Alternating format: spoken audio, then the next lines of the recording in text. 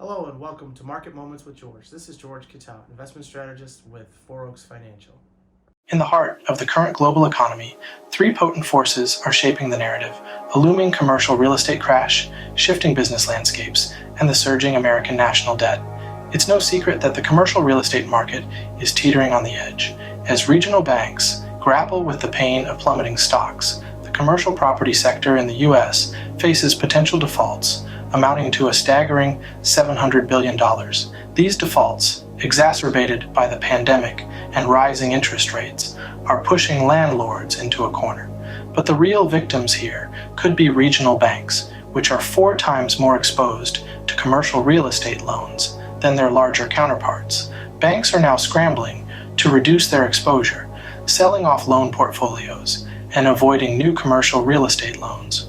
Moreover, investors are pulling away from real estate stocks, yanking a whopping $451 million from Bank of America's real estate stocks alone. The fear of higher interest rates, remote work trends, and a possible 40% price drop in commercial real estate, which could be worse than the 2008 financial crisis, is keeping investors on their toes. Simultaneously, a significant relocation trend is reshaping the American demographic and economic landscapes. Wealthy young Americans and affluent individuals are trading in their New York and California addresses for warmer, cheaper locales such as Florida and Texas.